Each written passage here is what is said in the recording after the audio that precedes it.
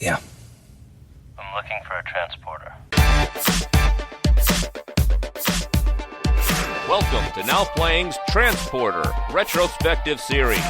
Fasten the seatbelt. Hosted by Arnie. You really want to play superhero, don't you? Jerry. Some bitch can drive. Yes, he can. And Jacob. People will always need guys like me, right?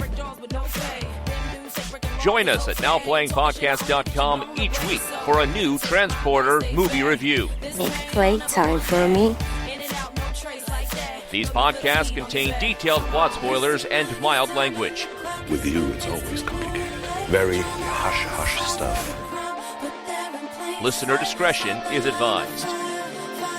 Trust him on this one. Now drive. Set it on fire, fire, fire.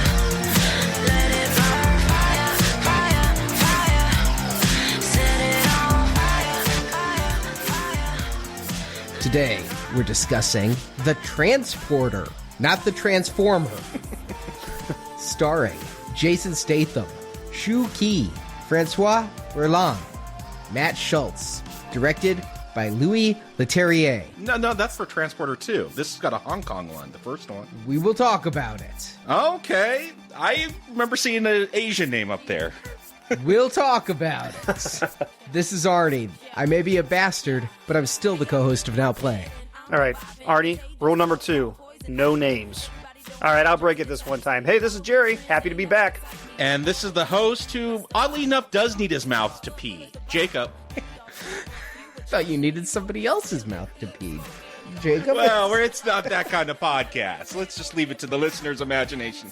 No, we're PG-13 this time, unless you're listening to us overseas where we're NC-17, because that's how the Transporter rolls. Wow, this got an NC-17, the original European cut? Well, not an NC-17, but it's a much more graphic rating overseas than what was released here in the States. We're going to talk about it all as we go through the 3 Transporter films existing leading up to the Transporter Refueled. No, wait a minute, Arnie. Rule number 1, once the deal's made, it's final. We talked about 3 movies. You told me how long they were when we were recording. You didn't say anything about a reboot. No, Jerry, you knew you were signing up for the long haul because, really, rule number 4 is never start a movie series you can't finish. Isn't there rule number 3, never open the sequel? I feel that is the lesson of Now Playing, but here we are. Who's who here? Because I know for me, I'm pretty much a newbie. I was told that this was a great franchise. I watched the first one years ago when I was in college. I don't remember a single thing about it. I remember turning that DVD off and cursing whoever told me it was a good movie, but who knows? It's been over a decade since I've seen it, so maybe it will come off different. I have different taste in movies now, but I remember not being won over to check out the other sequels. I'm sort of the in-between. I'm not a fan of the franchise because I've only seen this first movie. And I saw it right when it came out on video back in 2003. But what I am is I'm a Jason Statham fan. I've seen many of his movies. I like the persona because he pretty much plays the same character in every movie, right? But I've seen him Yes. in, various things from Snatch to The One to War to Italian Job. I mean, I enjoy just the bad dude persona he brings. I really wish they had written a role for him in Furious 7. I was a little disappointed by that. Yeah, I think we all were if you go and listen to that review. It was a letdown. I do agree. Like, Jason Statham, I get excited because I love the stuff he did with Guy Ritchie. I love the Crank films, but then he's done Expendables and he's someone that I feel like I really want to love, but he's done a lot of stuff that has let me down. Yeah, Jerry, you mentioned a lot of movies. I'm like, yeah, seen it? It sucks. Yeah, seen it. It sucks. Specifically the Italian Job. I mean, that one, it's not his fault, but that's a piece of shit movie that Edward Norton, was just ruining. Well, I disagree. I enjoyed the Italian Job. I think I mentioned that when we talked Mark Wahlberg during Age of Extinction last year, but I enjoy it. It's a fun movie. I've seen it more than once. We're not here to defend that, but... No, we're here because of me, to talk about The Transporter. Now, I'm not a hardcore fan of this series, but I saw the first one a couple years ago. I'll admit, kind of like Jacob, I was hard-pressed to remember what it was about other than a lot of fighting and a lot of driving, but I also like Jason Statham. I've been meaning to catch up on the Transporter sequels. It's just been something I want to do, but we're kind of busy doing Now Playing, and I'm writing with Jacob and Stuart and Marjorie the Now Playing book. I'm watching well over 100 movies for Now Playing, so when will I get the time to watch Transporter 2 and 3? Hey, there's a reboot! Let's make it part of my job. So no, I haven't seen the others, but I liked the first one well enough to want to seek them out. And they have a great reputation. I mean, you talked about all these films you saw Jason Statham in, and like Jacob, I also saw him in the early Guy Ritchie stuff, Lock, Stock, and Snatch. I don't remember him in them because he wasn't Jason Statham at that time. It was The Transporter that made him a star and showed he was able to carry a film. It really was The Transporter 2 where that was solidified, and then we started getting Crank and Bank Job and all the rest. But it's this franchise that made him the action star he is. It has a loyal following, and it's done well enough to have 3 movies. The upcoming, it's not quite a reboot, but it is sort of a prequel, and there's a TV series. We talked a lot about Jason Statham. He's not in that reboot or sequel or whatever it's going to be. We should call out. It's going to be an all-new person. Yes, it will, and somebody who we're not nearly as familiar with. It's Ed Skrein, I think is how you would pronounce it. He did a couple episodes of Game of Thrones, and he's going to be in Deadpool. Oh, hey, there you go. But yeah, let's not worry about that reboot or prequel just yet. Let's talk about The Transporter.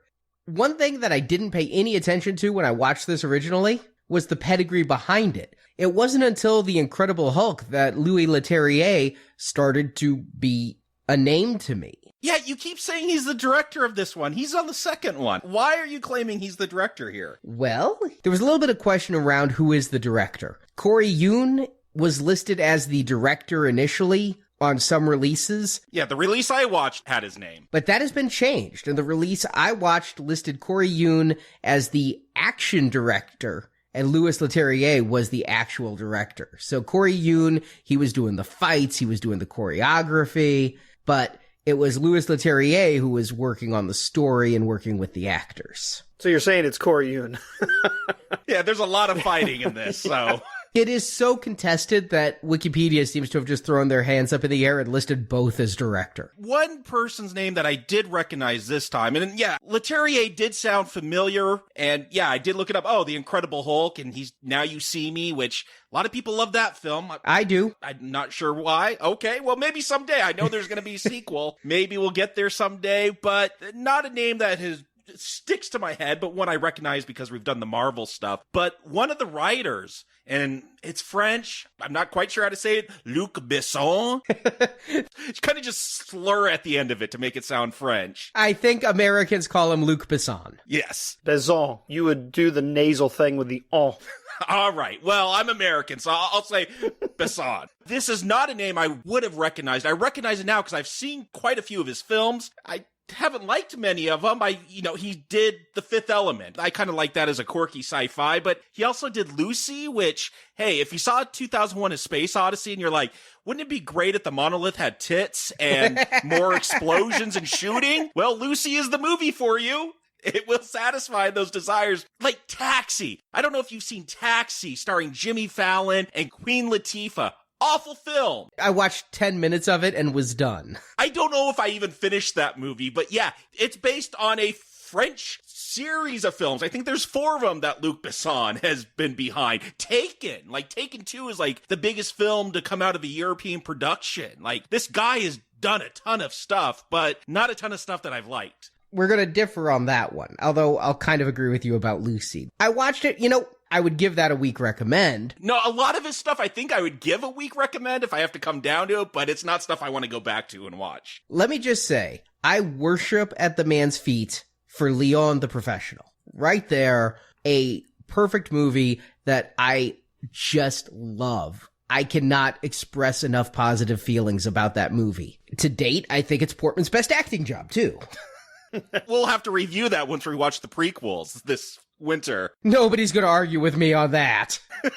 Nope. The Fifth Element I saw just because of him and Bruce Willis, and I know a lot of people like that movie. I don't know why. I cannot stand that movie. I thought it was intriguing, but not great until Chris Tucker showed up and became the Chris Tucker show. And I was like, okay. But Luc Besson is really the creative impetus behind all the things we're going to see with the Transporter film.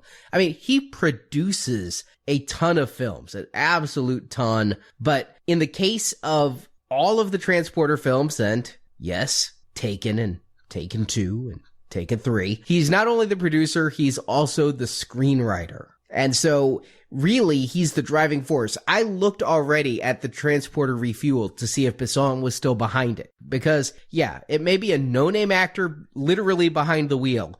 But if Luc Besson is back there, at least there's going to be a continuity of script, of character, of theme that I would look for. I haven't seen all of his stuff. I think it would be years to see everything he's been involved with. But yeah, I like the man a lot, and he still gets a pass from me all these years later because of The Professional. He's responsible for that Taxi movie, Arnie. I don't know. You might have to rethink it. I don't think he's responsible for the American Taxi film. There would have been no American if those French films weren't so popular. All right, well, he did write and produce that one. I have to give it to you. But he's done so much, he gets a pass on that one. How about that? Like I said, his stuff would get a lot of weak recommends probably from me. He definitely has a style that I recognize now, and I saw it as I watched The Transporter this time, that where I think I got it more because I knew his pedigree that I didn't get the first time I watched this film. Now, what was interesting to me is that apparently, and I didn't know this, I never knew these two things were connected, but apparently Luc Besson was inspired. Have you guys ever heard of the BMW film series called The Hire? No, I don't think I'm rich enough to watch those.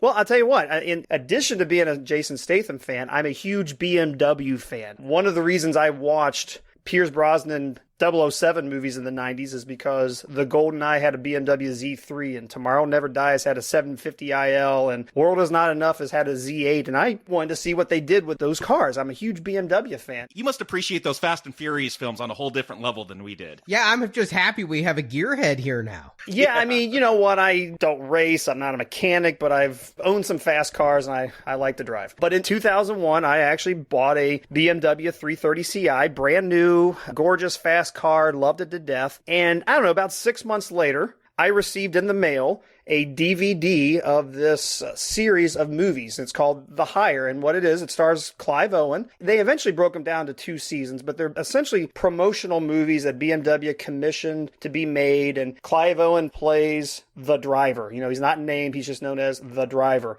And each one is filmed, they're like 8 to 10 minutes long. Each one's got a different director, but, you know, Ang Lee directed one of them. Guy Ritchie directed one. You had, like, well-known guest stars, like Madonna was in the Guy Ritchie one, and Forrest Whitaker was in one, Mickey Rourke. Stellan Skarsgård was in one, for instance. And I got this DVD in late 2001, watched it, and I was like, wow, that was really cool. So Clive Owen played a driver, and he would follow this person or try to get this person safely from here to here, or he would, in the one with Madonna, his job was to get her from, like, an airport to her show. I mean, it was just him driving a BMW in really cool ways, and it was a different car at every one. So, there are 10-minute commercials for BMW. That sounds a hell of a lot cooler than the Steve Winwood CD I was sent from buying a Ford Escort. Well, you know. I didn't get any movies or CDs when I bought my Honda. This was like a big thing for BMW. They did a few more in 2003, and a few car companies kind of mimicked it, but they stopped doing them because they're, as you can imagine, kind of expensive to make. But they were excellent driving movies. So if you were into a good car chase or some stunt driving, these things were fantastic. I watched it in 2001. I've watched it several times since. One of the first lines in Wiki is that Luc Besson was inspired by the Hire series to create this, and I can totally see that now. Yeah, I haven't heard of the Hire. They sound pretty cool. I probably can't afford to watch them if they're not on YouTube. If you have to buy a BMW to see them, yeah, not going to ever see them. No retrospective there. You can actually get the DVDs on eBay for like $8. Okay. That I would highly recommend. That's got to piss BMW owners off. Nah, I just got mine. I didn't pay it for a $50,000 car. I just paid $8 on eBay. Well, 14 years later, sure. Well, I didn't know it was inspired by The Hire, but I see a lot of Luc Besson in this. I mean, This feels inspired by The Professional, and it feels inspired by a film he did not that much earlier, The Kiss of the Dragon. I think Luc Besson basically has one crime film and he keeps making it. Well, then let's find out what the story is here. That same story he keeps telling. Arnie, give us a plot. In The Transporter, Jason Statham plays an ex-special ops soldier named Frank Martin.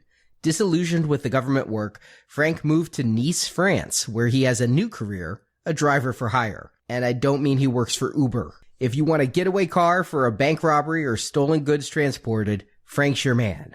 He lives by 3 rules. Never change the deal, no names, and never open the package. But when Frank is hired by a criminal named Wall Street, played by Matt Schultz, to carry a large satchel, the driver breaks his rules. He opens the package and finds a young woman inside named Lai. Frank still delivers the girl, but since he knows what was in the bag, Wall Street has him transport one other item, a briefcase with a bomb intended to kill the driver. Frank survives through luck and goes on the warpath against Wall Street. He uses his martial arts skills to beat up most of Wall Street's goons and rescues Lai, who tells him Wall Street is involved in human trafficking and he's expecting a crate of Chinese slaves that night. Wall Street's partner happens to be Lai's father. Frank is arrested for attacking Wall Street, but Police Inspector Tarconi knows Frank's heart is in the right place, so he sets the driver free. And single-handedly, Frank rescues the Chinese and kills Wall Street, though Lai has to kill her own father to save Frank's life. And with the slaves now free, Frank is exonerated from his charges by the inspector as credits roll. So right now, I think I can say, these aren't movies where we're going to be going deep into the plots. I think we're going to be discussing a lot about filmmaking technique, we're going to be discussing story, but wow, I sat down to do a plot summary on this movie, and it's not a very long movie to begin with, and it's really 80% action, 20% reason for that action. I think the movie does a good job of at least setting up who Frank is with this initial job that's meaningless, has nothing to do with anything. But we need to see something like that to understand the rules, understand kind of what his character's a little bit about, kind of how bad of a dude he is, and certainly his driving skill. Yeah, I do love this setup. Like, he pulls up to pick up these bank robbers. There's one extra one. He has this whole speech. You know, you don't change the deal. I set my shocks for a certain amount of weight. And if we want to get away, we gotta, I can't pull this extra weight. They're lucky nobody ate a pizza on the way. Well, I don't know if it had a whole lot of kilos, just a pizza, but it sets up Statham as like this badass character. And like, he's got this James Bond-like car even, with a key code that he's got to punch in to start the ignition. He could switch his plates out. It's a cool setup. I'm intrigued by this setup. Like, where's this going to go? He seems like a badass with all his rules, and he's so orderly, and he makes one of the robbers get shot in the head so they could get rid of the, pun intended, dead weight. Now, see, the one thing I will start challenging, and to me, I'm going to have probably a theme on this podcast of about things that are just very implausible. And my first thing is... the entire movie, right? Well, more specifically, though, as a car guy who, appreciates a car, I don't want somebody getting shot in my car. I mean, you got that little splatter on the back windshield. He kind of wipes it down with the Windex or whatever, but... yeah, we've all seen Martin in Pulp Fiction. Yeah, I mean, come on. That ain't happening like that.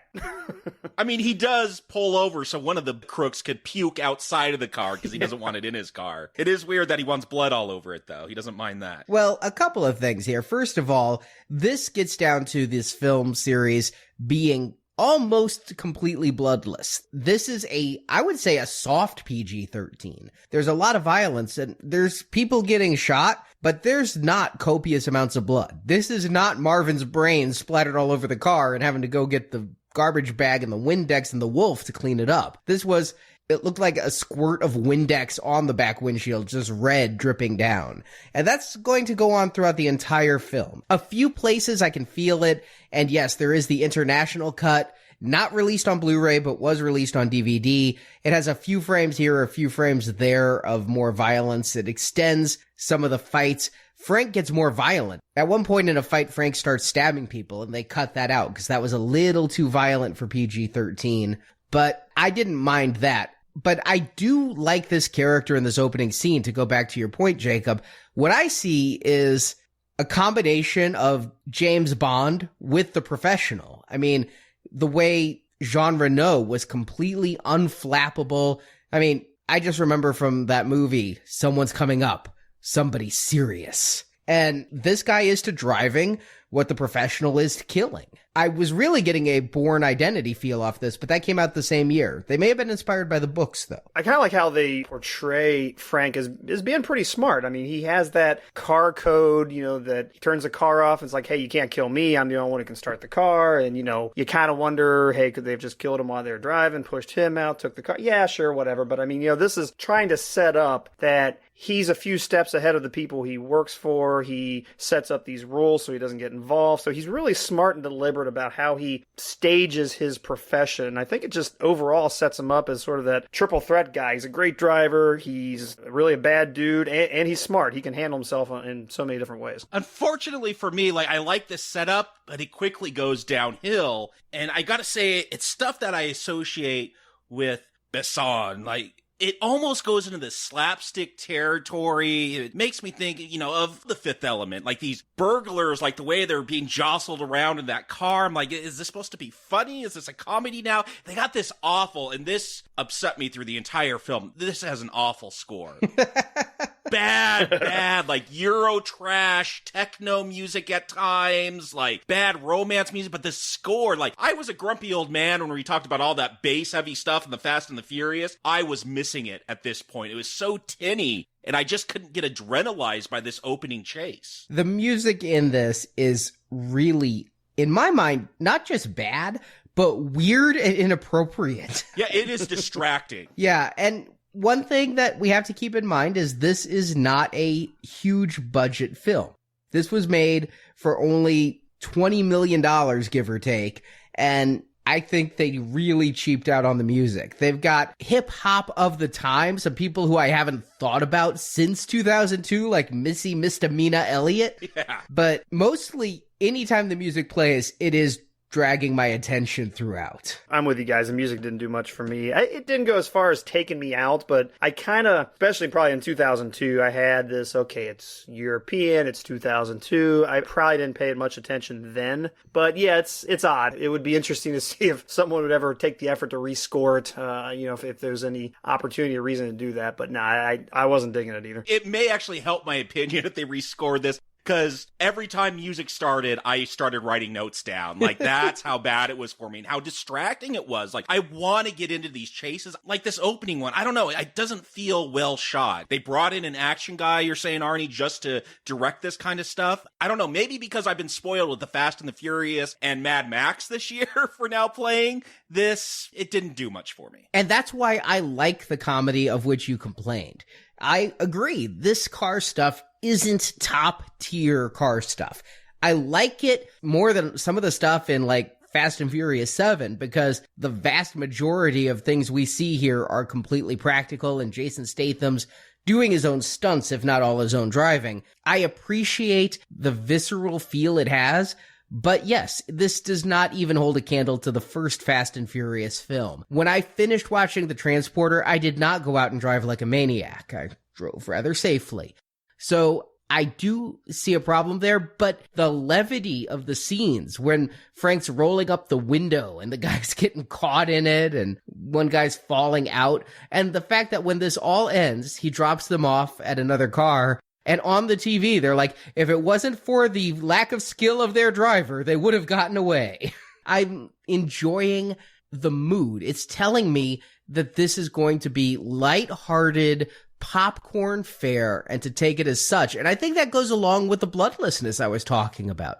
If you made this uber gory R-rated, then the comedy would feel more out of place. As it is, it's just lighthearted fun. Yeah, to me, this is a part of a subgenre of action movies of almost comic booky in terms of there are so many things in this movie that's implausible, and you could view it as that could never happen. And I don't subscribe to turn your brain off because I never suggest that, but there's times where you just want to fantasize and just say, oh yeah, it'd be so cool if somebody could be that slick or be that awesome. I mean, I watch a movie like this and say, man, I want to be Jason Statham when I grow up. That's how I react to something like this. And, the driving is not Fast and the Furious, but that's almost really, glorified in a completely different way. I, having actually driving a BMW at this time, yeah, I probably took some inspiration from this movie to just be not Dominic Toretto type of nitrous. You know, that's a different type of hot rodding than what the Transporter's doing. And that it's more sophisticated and skill and not just how fast can you do the quarter mile. No, it's got a little bit more sophistication behind it. And I totally walked away with that. Not to say this is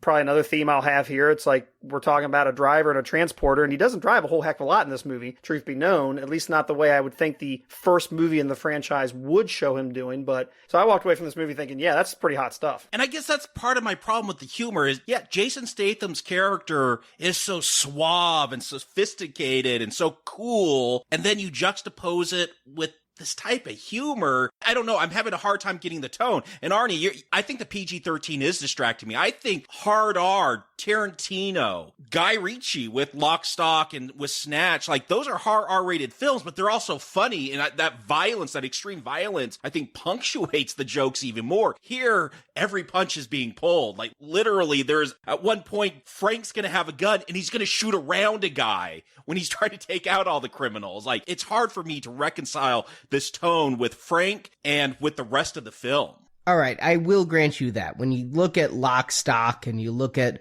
those films, that does work, but I'd consider those almost pure comedies versus here where they're trying to provide some straight action. As for Statham being so stoic, he's the straight man. Everybody else around him is goofy. I mean, we're soon after this bank heist introduced to Inspector Tarconi, and I'm like, oh, this is going to be the nemesis. This is going to be, to use a Ghostbusters analogy, the Walter Peck to Jason Statham's Bill Murray. But no, he's just a goofy cop who's going to make some funny faces. Everybody else is here for the jokes. And it's not all that different a vibe from Crank, which is a film I know you love. Hard R-rated, though. Like, there's gruesome violence in there. That helps. Like, when you have strippers being shot and their silicone's leaking out of their breast, like, you're not going to get that in this PG-13 film. I think the comedy to me here is being, I think we're probably overemphasizing a little bit, because I think all the comedy with the bank robbers is just to show that, hey, these guys are a bunch of schmucks. Frank Martin is 2 or 3 steps ahead of them. They're a bunch of goofballs. They don't know what they're doing. It's the stark contrast between how cool Statham is. And the inspector, he's comical, but there's nothing yucky funny about him. He's kind of comical because you know he totally gets everything that Jason Statham is doing or what kind of guy he's in, but he doesn't have the evidence. He can't prove it. He knows, he's kind of funny in a sarcastic sort of way, but it's very different than the quote unquote comedy we got with the robbers. Yeah, no, you go from slapstick to this very dry European sense of humor. I'm surprised you knew what Tarconi was saying. Like, besides Statham and the character Wall Street, who I think has a Southern accent, like, so weird. I don't get it, but I don't understand almost anyone else in this film. Like, it was so hard with French accents and Chinese accents. Like, I was just straining to understand what's being said in most of this film. Oh, I think, nearly every word of dialogue. Of course, except when they weren't speaking English. But the rest of it, yeah, I didn't have a problem with that here the way we have in some previous films. But then again, there's not a lot of dialogue in here to begin with. And most of it is spoken either by Frank or later on by Lai, both of whom speak clearly. And of course, Wall Street, Matt Schull's from Fast and Furious 1 and 5. I mean, there's a British accent, a slight Chinese accent, and then, yeah, a Southern kind of rockabilly accent going on. It's what we call American. He speaks American. Yeah, that is true. Besson probably wanted him just because it was like this stereotypical American accent. I mean, he is named Wall Street. Yeah. Yeah, I actually had to freeze frame to find out he had a real name. There's one shot where they're printing out like his police record, and I see it's Darren Betancourt. We'll stick with Wall Street. I mean, this film, it was hard for me to get any of the names. I don't think they say many of them besides Lie, because they're going to use that as a pun later on. But most of these people, I didn't even catch their names in the film. I'm not sure they ever say Wall Street, actually. No, I only knew Wall Street because of the credits. And I would like to think that it's just a whole big joke on rule number 2. To me, that would be really funny if they intentionally never gave names for people because of rule number 2. That's a good point. But what is Wall Street's deal? Like, he's going to contact Frank for another job. Frank's going to pick up this package, I thought Wall Street was maybe a sex trafficker. Like when we see his place, there's like women in the pool and they're kind of grabbing him. We're going to find out that there's a body in this bag that Frank is transporting. Alive, not a dead body. No, it's a live body that's going to move around. All right. This is the one plot point that I just don't quite get. I mean, as I said in the plot summary, we've got Wall Street involved in human trafficking. Maybe France has a huge Chinese slavery, like they work the grapevines or whatever to make the wine. I don't know. Maybe that's a thing. Well, I mean, we have it in America, and you wouldn't necessarily think it. So yes, France could have it. And isn't this a theme of Taken with Liam Neeson's daughter and the friend? Those are sex slaves, though, like in Taken. Yeah, but it was in France, too. So it's like, and they're all connected to Luc Besson. Yeah, Besson, because he just changes the names in all his scripts, apparently. Yeah, so it's, I guess he's got something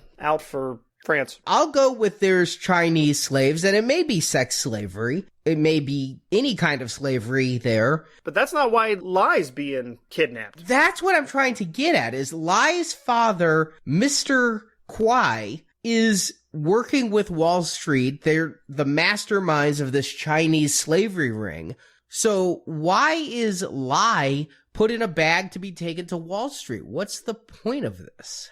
She was going to tell the authorities and they caught her. I don't know. Why couldn't they just take her back to Wall Street's place? I don't know. It doesn't make sense. Yeah, and that's the only thing I could think of too, Jacob, is that she's obviously against this deal and she's probably been actively working some things with either against the father or talking to the father of, hey, don't do it. I'm not going to let you do it. And I guess he somehow wants to take her out of the equation. Why she's going from wherever they start to Wall Street's house, I'm not 100% sure. And back to the implausibility type thing, I just wonder, it's like, I know the transporter does this type of thing, but do you hire a third-party outside guy to transport a hostage? How can he not look in the bag? Well, I mean, that's his rule, is not look in the bag. I think he sleeps at night not knowing what's in there. And I think that's a big problem for me is, okay, he has all his rules, and that's a big thing for him, are his rules.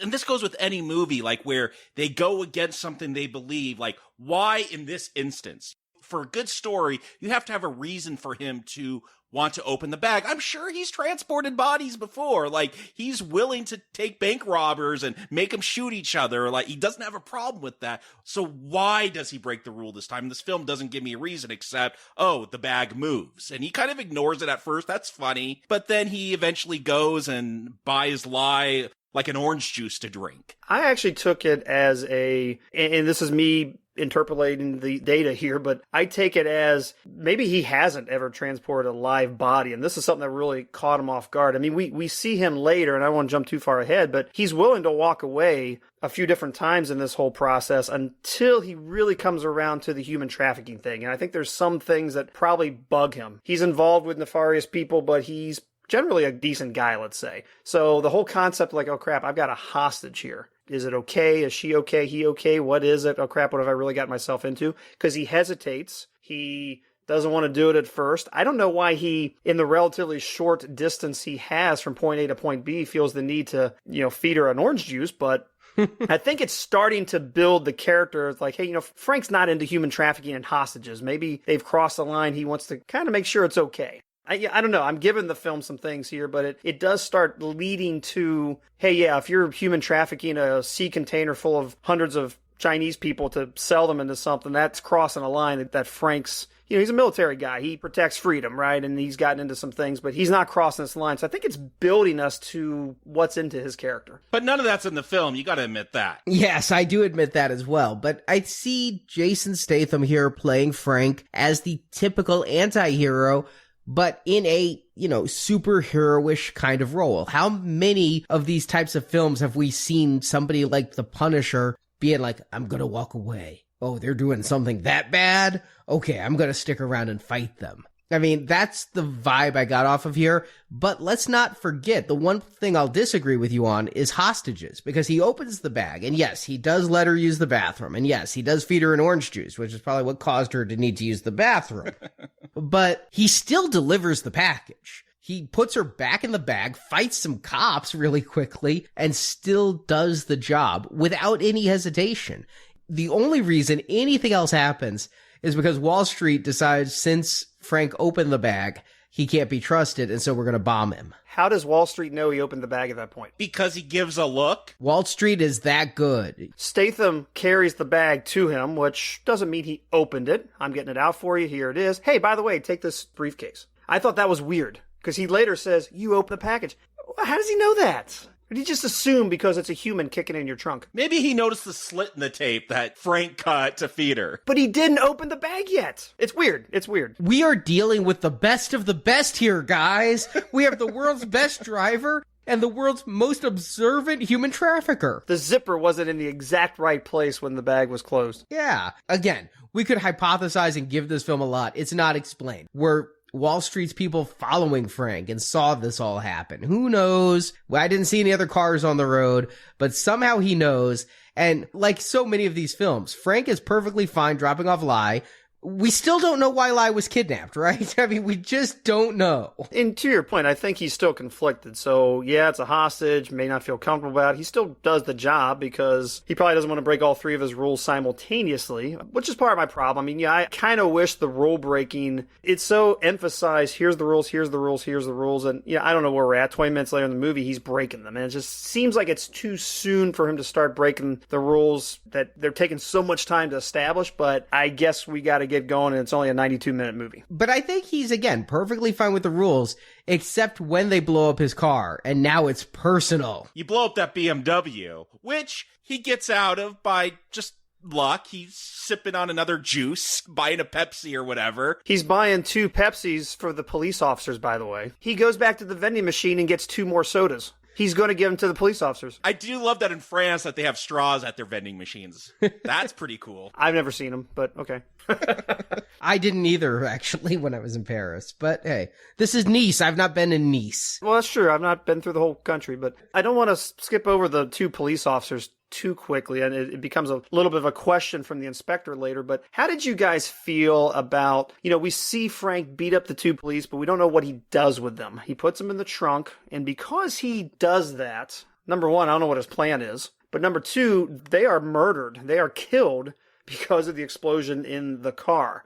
And for a split second, I thought to myself, oh man, Frank's very much responsible for their death in a lot of ways. He obviously didn't blow up the car, but that I wish they would have treated differently. I was actually shocked that they came back to it and like the inspector addresses it. Like I thought it was totally going to get dropped and it's just like, oh yeah, we killed some cops back there. Oh well. You would think that with the fact that Frank didn't report the stolen and they found the license plate, that's enough to send a SWAT team down there to take him in. Nope, just the inspector's going to stroll in the next morning. And it was actually the scene where Frank Martin goes through the door after the guy looks for the people. I remember that bit very specifically from the commercial when the movie was in theaters. And when the movie came out in theaters, my son was like 16 months old. We weren't going to a lot of movies, but I knew when it came out, I wanted to see that. And that scene alone sold me. It's like, oh, that's awesome. I got to see this. And he drives a BMW. So it kind of broke my heart a little bit when they blew the thing up. This scene really sets the stage. We're now about a half an hour into it, and this is when the setup is done. We know who Frank is.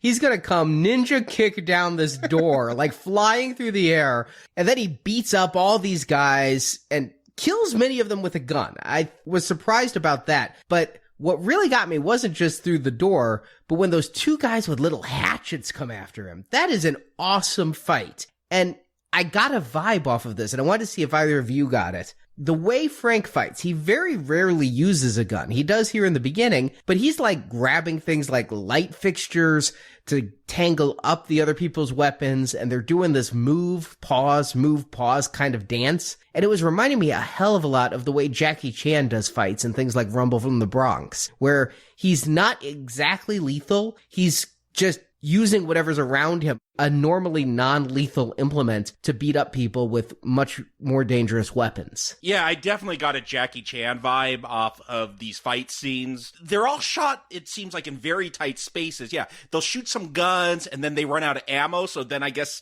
instead of putting new clips in, they grab axes.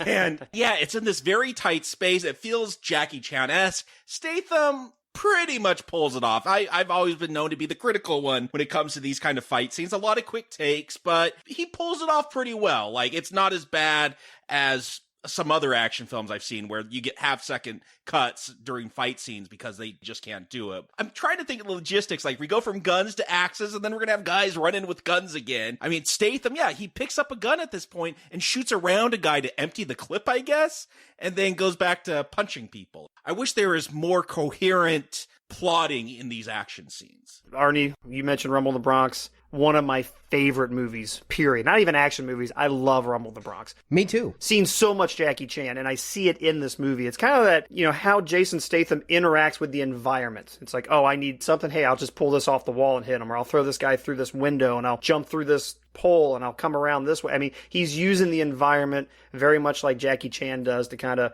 manipulate the fight and get advantage that way. So I think he does it very well. Statham, and I don't know exactly what his martial arts background is, but he pulls off some really very solid kicks, very crisp, very Hollywoodish too, by the way. But I mean, he pulls off very well. And I jokingly refer to this as like, Jackie Chan meets Fast and the Furious, and it's like, hey, I'm in. I'll watch any of them with that kind of combination. Yeah, before this movie, Statham was already trained in MMA fighting and jiu-jitsu, and he uses that to good effect. And he did a lot of his own driving here. I like that realism here, that he's his own stuntman. It does take me back to Jackie Chan or, some of those other action stars. They don't even have to be martial artists, just action stars who are in there doing their own work. I mean, an Arnold, a Tom Cruise, One of the things that's kind of funny about The Italian Job, when it came out on DVD, I bought it because I love the movie. And one of the specials on that DVD was about all the people learning how to do the stunt driving for the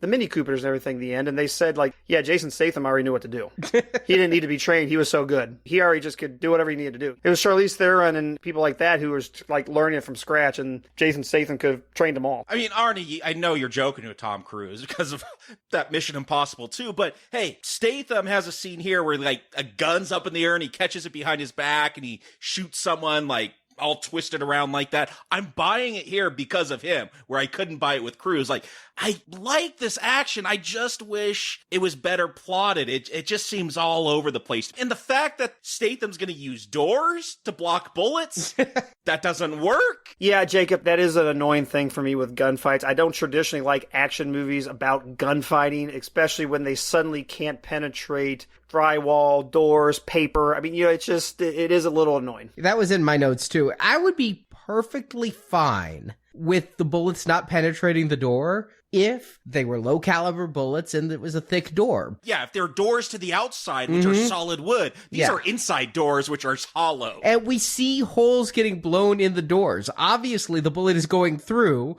Where is the bullet going? Into Frank, I would imagine. I mean, there's lots of questions. At one point, Frank is going to steal a car from Wall Street. He's beaten everyone up. Wall Street's not there. He hotwires a car, drives away. You find out Lai is in the car, but she is tied to a rolling desk chair. Like, I don't even know how she got into the car like that and was able to hide for so long. Like, no, that doesn't work. Exactly. Yeah, I don't know how she got in the car. When Frank first burst in, we see one of the goons is like, I don't know if he's torturing, teasing, standing around Lai in the basement. He hears the action happen. Again, it would be nice if we saw it. Maybe he moved the body in the car. There are multiple cuts of this, depending on what country you're in. Some are a little bit longer. Maybe they answer this question. But you know what? At the time of watching, I'm having so much fun with the fighting, I didn't think about it. For me, it's a second watching level of observations. Me too. I mean, yeah, you're absolutely right. It's so much fun. I'm not complaining anything, but you step back with your critic eye and you think, they just needed to position Frank in a slightly different place, 3 feet over, and this wouldn't even be an issue. So it's just attention to detail, a little effort, but I'm with you. I'm having so much fun with this. It's not taking me out at all. And see, that's my problem. The music is so bad. Like, at one point when he's fighting these guys, it sounds like circus music being played on a Casio keyboard. It's, going back to that slapstick stuff. I don't know what I'm supposed to think. If this was a little tighter plotted, like these action scenes, I could go with it, but there's just enough to distract me where instead of enjoying it, I'm critical of it and being annoyed by a desk chair getting into the car and doors blocking bullets. But the funny thing about the music in this particular scene, doesn't Frank turn the music off? Yeah, he does that from time to time, yeah. Isn't this actually music that's happening somewhere in the room? It's like what they were listening to in the car before he stole it. Yeah. But he does kick out lie. Like you mentioned, Jerry, there are many times he's ready to walk away from this, and that seems like one of them. Yeah, but they're playing that music. I got love. Like, so obvious. Like, yes, he's going to turn around and go get her. Yeah, and I think it's a slow build. I mean, we said earlier that, like, hey, the movie doesn't tell us this. But no, but it is what I got out of it. I'm not feel like I'm completely making things up. It's a slow burn to, okay, crap, I can't just leave this girl tied in the middle of the road to a chair. They're going to find her. And, okay, you know, I can't abandon someone like that. I got to figure. And then later he's just like, okay, just tell me, how much crap am I in? I was wondering, what is going on with Lie? We're going to find out this is actually part of the plot, but she's like picking flowers from the garden and she's making mandolins, which for some reason Frank has a mold for. He didn't strike me as the culinary type, but yeah, he's let her stay at his place for the night. She's gotten into his stuff. She's gotten into his pants. Well, that's going to come a little bit later after the house is blown up, but this is where we get a little bit of backstory about Frank. She goes through a box and we see like a medal and some dog tags and okay, this guy was military, so maybe he's not as bad as we thought he was. Well, and she's starting to realize that, hey, I can manipulate and use this guy to help me. And Frank recognizes that later. So I kind of like how she's just not playfully going through the stuff because she's just a goofy little girl. No, she's actually doing her own level of intel. And she's playing games for, again, reasons I don't know. This doesn't come up here, but right now, Frank still doesn't know what she was captured for, why she was there. She's staying with him, she's cooking for him, she's faking out the inspector kind of poorly, but then they do come and fire missiles at his house. It's so weird because the inspector just leaves and like 2 minutes later, missiles are hitting the place, and they have this final missile that's like an A-bomb that just totally levels it. Don't know why they didn't shoot that one first. And why does Frank have scuba tanks ready to go? Like, is he that good? He's just prepared and has a plan all the time. Like, I don't know. I guess he had a well in his house, and there were scuba tanks there, and they're just ready to go for a swim. I actually think that is just another piece of his character, that he knows what kind of people he deals with, and he's got a plan C, and he knows exactly where to go, how to get to a boat. I mean, it's kind of funny, but if you look at it as I don't look at it as a convenient plot contrivance. I look at it as like, wow, this dude's Batman. I mean, he's got the moral equivalent of a bat cave he can go down into and escape Gotham. It's convenient. I gotta go with Jacob here. I'm like, what? I mean, does he scuba dive out of his basement regularly? It's that there's two of them. Like, okay, I can get it. Maybe he's got one. He lives on the beach. I'll give you two. I'll give you two. Like, they got the flippers on, you find out. Like, there's this big, long scene where it goes all National Geographic, why they just scuba dive and swim. And I'm like, oh, do they put wetsuits on too? Like, it's kind of ridiculous. Kinda. That's being generous. Well, that's kind of how I feel about Besson stuff that I've seen anyway. Like, Fifth Element is, like, ridiculous and spoiler.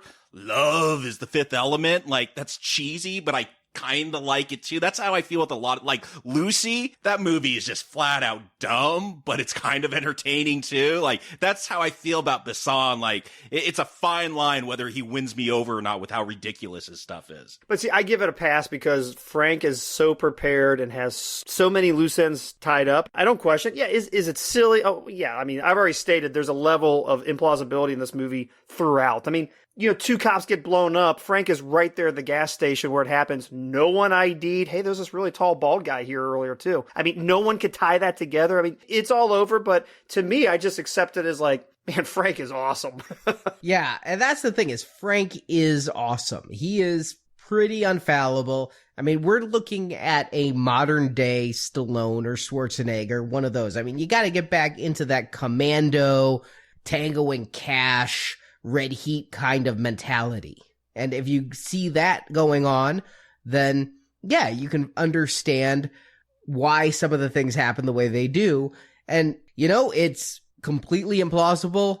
But man, those explosions at his house are really nice. I'm disappointed though, because I rewatched the trailers for this, and it reminded me of something I completely forgot. In one of the trailers, one of the missiles comes into his kitchen and he knocks it away with like a metal tray. That would have been awesome to leave in the film. Oh, it would have fit with what I'm watching here. It wouldn't have surprised me. Yeah, Statham actually had it cut because he believed nobody would believe that happened.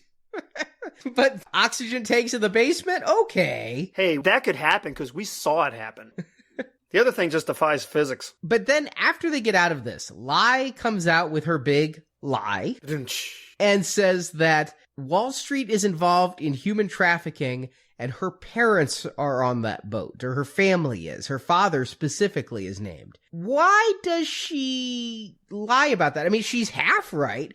There is human trafficking, and her telling that story explains why she'd be in a bag, I suppose, because they're human traffickers and they're trafficking her. I think they could be more efficient than one person at a time, but I don't understand why she feels she has to lie about her father when human trafficking alone is probably enough. Plus, she's going to bang Frank, so it's like, that's all you really needed to do, I think. Is sleep with the guy, and he probably would have gone with you, as far as I can tell from this film. But yeah, it's like, oh, 400 people going to be sold into slavery? Nah. Oh, wait, your dad's in there? Okay, I'm on your side now. You're right, Arnie. That revelation happens after they go to the police station, talk to the inspector, so they have their moment together after they, I guess, try to find dry clothes in some stranger's house. I don't know, for a second I was kind of half hoping that was just a second house Frank had, and he intentionally put the waters, like, hey, I have a house here, and I could swim. Oh, I totally thought that, Jerry. I totally thought that. I'm like, oh, he's got a house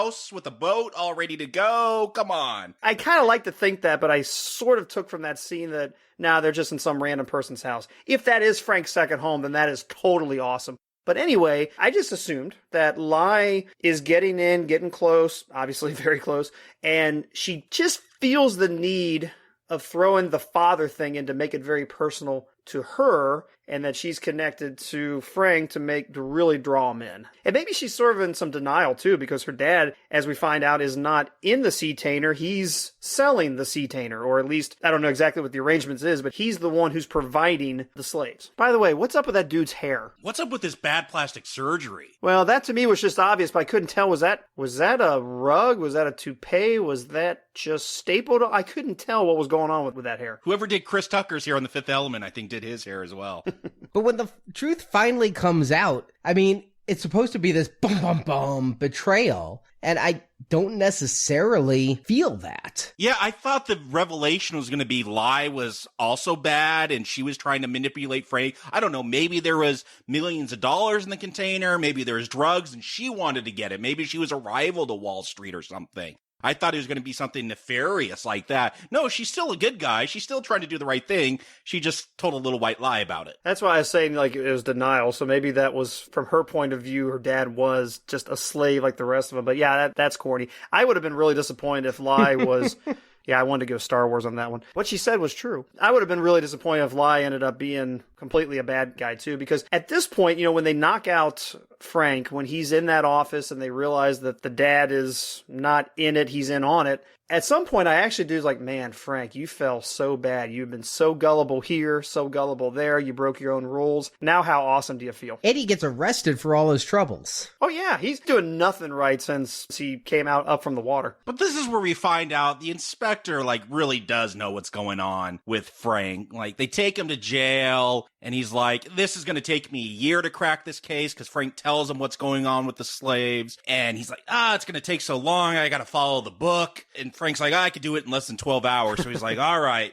He knows this guy has certain skills to pay the bills. Yeah, you kind of get the idea here that from the scenes previously, the inspector's not stupid. He's not naive. He knows Frank's in on something. He probably either just doesn't have hard evidence, or he, maybe going back to your Mission Impossible 3 review a little bit of hey, I don't want to bust Frank because Frank is working. He's an accomplice, yeah, technically, but I'm kind of interested in who Frank's working for and the people Frank's involved in. So it's probably better to be on Frank's good side, trust him a little bit because he is skilled, seems like a decent guy, but man, what can Frank connect me into? What can Frank actually help me with? And he certainly, I think the staging of him taking the inspector hostage is pretty funny, but the inspector must be a little naive because when he gets, hey, take my gun, and then he gets to the boat and he's got like an arsenal on, he's like, all right, you're fine. Was that Frank's boat with all the guns in it? It has to be. Unless the French are like the best fishermen ever.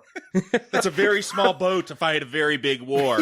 Except, yeah, they got tons of guns in them. I liked that scene. I just assumed it was his boat. I mean, he's very well paid for driving, so he could afford a boat. He could probably afford a bigger boat. My question is, was there a stethoscope in there? Because he's going to drive to the dock. He's going around from container to container with a stethoscope to, like, listen in to see if he can hear voices. I don't remember seeing a stethoscope. I don't know if I missed the scene, but I'm like, where did that come from? He stops at a pharmacy. That's the European cut, right? Whatever the iTunes cut. I'm not making this up. There's a... Oh, okay. I'm not kidding, Jacob. I did not have that scene in the version I watched. Okay, there's a brief scene. It's only because I've been to Europe a few times I actually recognize this. He's walking in and out of a storefront that's got a green cross on it, which is a European symbol for like a pharmacy. You go in there to get medical supplies and aspirin or painkiller, whatever you need. Yeah, I had that in mind as well. Yeah. No, I do remember that scene now. I didn't see him buy a stethoscope. I thought he was buying another orange juice or something. I didn't see what he bought. No, he grabs a stethoscope off of like a rotating table display of them. The only thing I can't go with is that they have a rotating display of stethoscopes. Yeah. It seems a very niche item. Okay, I totally missed that scene, and I thought he was just buying another Pepsi or something.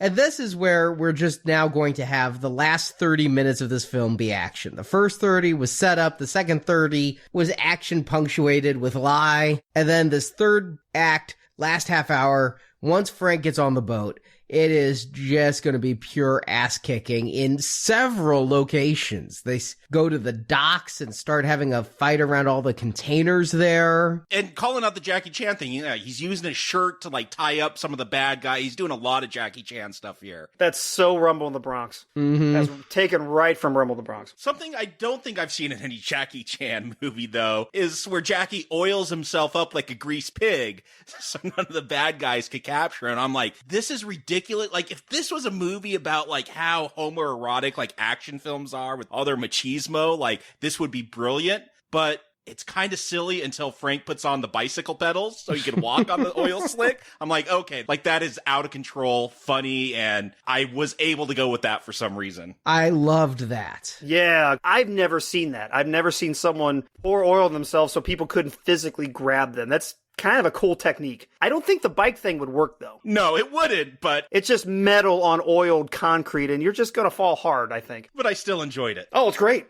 I'm glad to see, Jacob, that you're finally able to kind of suspend your disbelief. It's taken me 80 minutes.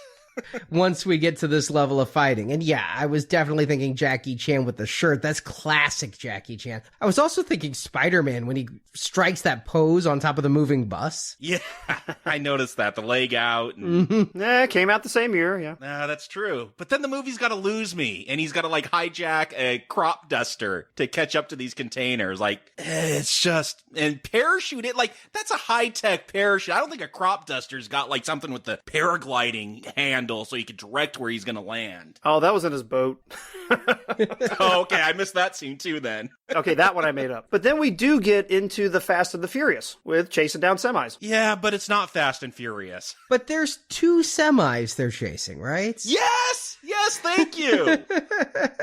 Was this back to Italian Job or one's a decoy? I didn't know what happened to the second one. And you do notice the PG-13 cut because he's got this big fight with Wall Street in the cab of the truck. Again, they confine him, Frank, to very tight spaces in most of this movie to fight, and they're fighting in the cab of this truck, and you just see Wall Street thrown out, and he kind of rolls down the street. The dummy looked like it got hurt as it rolled down the street, so you're assuming he's dead, but you would want something, you want a close-up, you want to see a definite kill, but I guess they can't do that with this PG-13 cut. I did read it's more gruesome in the European cut. You see him go under the wheel or something. Yeah, you do, because in this one, he doesn't even die. Yeah, in the European cut, he's quite clearly dead, and I don't know, they should have found another way to kill him instead of just having him roll off the road.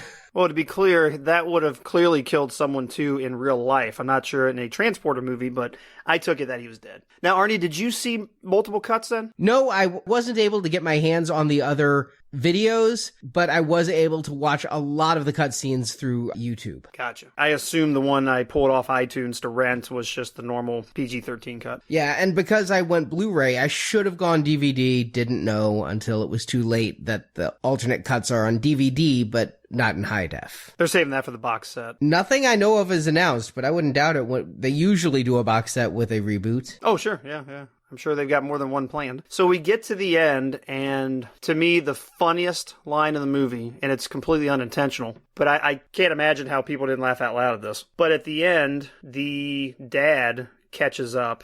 Mr. Kwai catches up with Frank. I would have thought once Wall Street's dead, the fighting's over, but no, Mr. Kwai, now you gotta be afraid. Yeah. So to me, the funniest part of the movie is when he's got the gun on Frank, and Frank's still super cool. It's like, nah, I'm not turning around. I'd like to see it coming. I mean, that's how we all want to go down, right? I never thought that was super cool. I thought Frank saw lie behind him. Frank's keeping this guy's attention, drawing it out until Lai can get her shot out. Well, I think that probably happens at some point because he has to see her coming from the background, but he gets a little jolted by the gunshot. I think he thinks it's on him, but when he goes over the edge, he grabs something, which is kind of weird. He grabs, I guess, a sharp rock or something. He has it behind his hand, and I guess he's probably trying to position himself to do something with it. Never has an opportunity to, but to me, the funniest thing in this movie is when Mr. Kwai says, she's young, she'll come around, and then you hear the gunshot. And with no emotion or look on his face, he goes, I guess she's not going to come around. Yeah, because he thinks she's dead. Yeah, because he told his lackey that, hey, if she tries to escape, shoot her, or, he tells her, hey, I've had enough. Kill her if she tries to do anything. I don't know if I'm going to compliment the acting in this series too much. I do notice in the credits, the next one has Keith David and Matthew Modine, so maybe I will. But I have to give the actor who plays Mr. Kwai some serious credit for that face acting right there, because he hears the shot and you see regret in his face for a moment. And he goes through, the 7 stages of death in 2 seconds, and then he's like, maybe she won't. That's what's so funny, because then you find out, no, Lai is the one who pulled the trigger, and she's going to shoot her dad. Luckily, bullets don't go through people. So only the dad gets shot and not Frank standing behind him. But then the lie is like, he was a bastard, but he was still my father. I'm like, no, you flip that line. Like, why are you regretting shooting this bastard? You go, yeah, he was my dad, but he was a bastard. Like, you totally screwed up the line there. Like, why is this all of a sudden like, oh, I'm really conflicted about shooting my awful slave master father? I think they got it right if they wanted to have emotion. If you wanted a badass moment, if you wanted Lai to be a cold killer like Frank, then you do it the way you're saying. Everything else was calculated by her. I don't know why all of a sudden now she's feeling regret. It's still murdering your dad. Yeah. I think they played it right. Arnie, I gotta disagree with you, though. I didn't think Mr. Kwai's facial, I thought that was terrible. I thought his reaction there was so, he doesn't even jerk to look back. He doesn't have any, you're right, it's 7 stages in 2 seconds, and I think that was actually terrible, to the point that I laughed at it. The way he said, I guess she's not going to come around. I mean, it was just so, really, that's the verbal reaction written for this character? I thought it was bad to the point of being hilarious. Which is to say, I don't want them to change a thing, because I thought it was hilarious. I thought it was more that intentional humor. I thought I was laughing with it, not at it, is what I'll say. I like to think I was doing a little bit of both. But this film, if we're going to use a car metaphor, it crashes into a wall after this fight. It's like, we're done. We're not going to spend any time telling you that Frank's charges are officially dropped. We're not going to go into any of that. We're just going to roll some credits. Well, he saved the day because the music comes in, and it is the most literal music again. You saved my life. Like, okay, well, he saved the day because the music is telling me really badly. Well, they opened the C-tainer, and sure enough, there are people in it, because I think it was kind of important at this point that we did see for sure that at least Lai's story was 90% accurate. It may only be half the people. Yeah. We don't know what happened to the other container. There's another C-tainer that went off the cliff. We tried. I don't know how they lost that in this editing or in the filming. I mean, it's... Was the other one not slaves? I don't know. I'd have to watch it a third time just to pay attention, because I wasn't until I saw them just open the one. And of course, Frank obviously could only drive one at a time. And you're like, wait a minute, there were 2. How'd he know? But whatever. I'm actually okay with the abrupt ending because, this movie's not been a story-fueled, emotion-based. It's like, hey, Dad's dead. Frank and Lai can remain together. The inspector showed up to clear his name. Hey, roll credits. For this kind of movie, I'm totally okay with that. I am too. I mean, I've seen a lot of movies that do this, primarily action films. I think the Lethal Weapon films are big on it. Isn't Lethal Weapon 4 the same story about Asians brought over as slaves? Why, yes, it is. Holy crap, yeah. So do you think Lai and Frank are together when we watch the next one? Do you think this is love? It's a love story. The music keeps trying to convince me that it is. I don't know. I don't see him sticking around with her. I don't know if, besides Frank, if we'll have anyone that's reoccurring in these films. Maybe the inspector, because they're kind of like the Batman and Robin, but no. This is going to be like Bond, I bet. A different girl in every film. It's more like Batman and Alfred.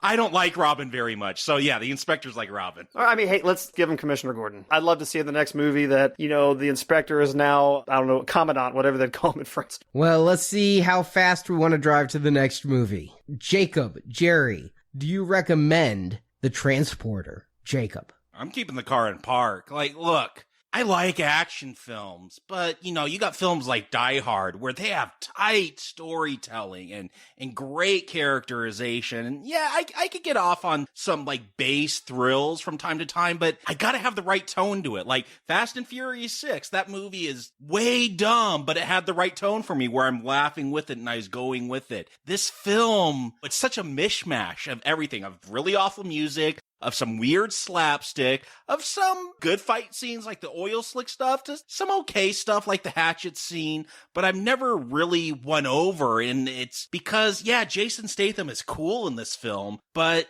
you gotta have a little bit more. I need more of his story, a reason to really root for him. I see him doing some cool stuff, but I don't really care about anyone here. I don't know if you guys have seen this. It's like a 30-minute YouTube film called Kung Fury that everyone was raving about because it's like every crazy like 80s action cliche put into 1.5 hour movie. And I watched it and yeah, it's got all those cliches, but that's all it is. It's just action scene after action scene. There's not much story, and that's how I feel here. It's just, I don't care about anyone, and I don't know what the tone of this film is supposed to be. I don't hate it, but I'm not engaged with it either, so that's a not recommend. Jerry. Wow, Jacob, I'm really surprised by that. I mean, I thought your tone throughout the conversation was leaning towards recommend, but I absolutely recommend this movie because, I mean, the question for me of recommending a movie is, hey, is it entertaining? Is it worth 92 minutes of someone's time to watch this movie, especially a 13-year-old movie that you can rent easily and watch? It's probably on TV all the time. Absolutely watch this movie. I think Jason Statham does carry it as well he should. I mean, he's the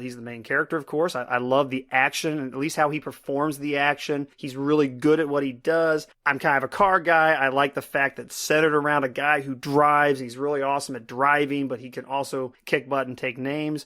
Yeah, I mean, is this high art? Of course not. Is the plot silly? Sure. I mean, there's all kinds of things that are implausible, but this is, to me, a good action movie. I really enjoyed it. And yeah, hey, is it up there with the Die Hards and the Terminator 2s and really great action movies? But no, but that in of itself doesn't disqualify as being a recommend for me. So I absolutely recommend it. I was very thrilled to revisit this movie, having seen it a couple times over the years. So for me, an absolute recommend. I'm kind of going to come down the middle between you two. I mean, I said I saw this once before and I couldn't remember it very well. There's a reason for that. I couldn't remember the plot because there isn't really much of one. There's just enough verbiage being spat around to tie together a whole bunch of action scenes. Jerry, you said this was based off of silent car race movies. It really feels that way. Jacob, you said you couldn't understand anybody. I don't think that matters. I don't think it matters to the screenwriters either. Yeah, this isn't a talky film. This is about just entertaining for entertainment's sake. And then the question just becomes, how well does it do the fights and the chases? And yeah, I've already said the chases aren't as good as the Fast and the Furious films, but they're pretty good. And they get pretty exciting. And the action, Jason Statham kicks some serious ass. Yes, there are some fast cuts, but there's also some skill and some good moves going on here. It's not A-list. It's not Jackie Chan. It's not the French Connection even for car chases. But what it is moderately entertaining, which is enough for me to give it a weak recommend. I don't think you have to see it, but I think Statham is good in it. He establishes his persona here, and the action is just pure fun. But you don't need to pay full attention to it. You don't even need to have the sound on when you watch it, because the best things about it are choreography and action. That said, I say this with the full hopes that I'm going to like the other ones more, because this film, they weren't intending a trilogy when they made it. They made it for $21 million. In the States, it made like $25 million back, basically broke even. Overseas, it didn't do much better, but this thing had a hell of a home video life, and that's why 3 years later, we got The Transporter 2, and it's got over 150% of the budget of this one. I'm hopeful that now that they know it's a franchise and not just a little actioner starring this guy who's been in a couple other films, they're going to do it right. Well, I guess we'll see you next week. Yes, we will. And in the meantime, for people who want to hear more car racing films, head to the NowPlayingPodcast.com archives, where we've reviewed Steven Spielberg's film Duel, which is about a car versus truck on the road. We've reviewed all the Fast and Furious films, all the Mad Max films, all the James Bond films that have the BMW chases Jerry talked about. Those can all be found at our website or on our iTunes feed. So Jacob, Jerry, thank you for joining me. And until next week, au revoir, my friend.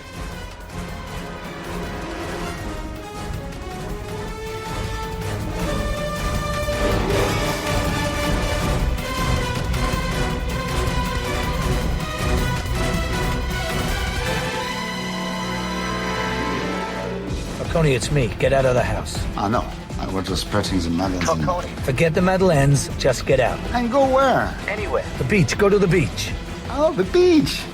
Thank you for listening to this episode of Now Playing, and we hope you've enjoyed the show. What's in this for you? Pleasure. Come back to NowPlayingPodcast.com each week for another new movie review. I don't like to be late. Well, would you rather be late or dead? Also on our site, you can find hundreds of in-depth movie reviews of film series such as The Fast and the Furious, Tron, Terminator, Rocky, RoboCop, Punisher, Mad Max, and more. Am I in heaven?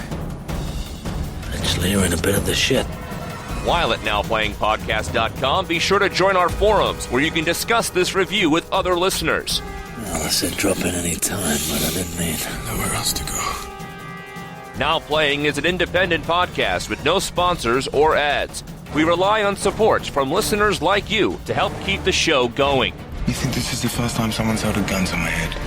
You can find a link to donate using PayPal at the bottom of our website, NowPlayingPodcast.com. 10 minutes past the deadline. If the money doesn't arrive, I send a finger. 20 minutes, a hand. Sounds like we have a deal, don't we, Mr. Bills? You have a deal. You can also help out Now Playing by leaving us a 5-star review on iTunes. Don't think of this as just another job. Think of it as a mission. A link to Now Playing's iTunes listing can be found at NowPlayingPodcast.com. I always say the way a man treats his car is how it treats himself. Now Playing's Transporter retrospective series is edited by Heath, Anthony, and Arnie. We're gonna need more men. Now Playing credit narration by Brock. My boss said you're the man for the job. The Transporter films are the property of their respective copyright holders, and no infringement is intended. I like that. Rules.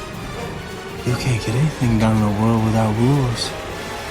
The opinions expressed on Now Playing are those of the individual hosts and may not reflect the opinion of Venganza Media, Incorporated. I'm still wondering if I want to know everything or nothing about you. Now Playing is a Venganza Media production, copyright 2015, all rights reserved, and no part of this show may be reproduced, repurposed, or redistributed without the written permission of Venganza Media, Incorporated. It's over, Frank. It's over. Mission accomplished. We're going to talk about it all as we go through the 3 Transporter films existing leading up to The Transporter Reloaded. Hold on, let me say this again because I got confused with The Matrix. The Transporter Refueled. Didn't even notice. I didn't know what it was called. I was just like, oh, reload. Yeah. Okay, they load guns. It's cool. Yeah, Jerry, you mentioned a lot of movies. I'm like, yeah, seen it. It sucks. Yeah, seen it. It sucks. Specifically the bank job. Italian Job? Oh, yeah, he's actually done both. Oh, okay. One person's name that I did recognize this time, and how do you say it? Louis Leterrier? Leterrier. I went to YouTube Leterrier. to validate that one. But he does kick out lie, like you mentioned, Jerry, because you both start with a J. It's like, You gotta think. The setup is done. We know who Frank is. He's gonna come ninja kick down this door, like flying through the air, and then single-handedly beat off a whole bunch of... Wrong, yeah. Different movie. That is, the Transporter XXX parody. The transboner. Yeah. Even that's got, well, we won't get into trans and boners and yeah. Oh my god, sometimes I just don't know what I'm saying.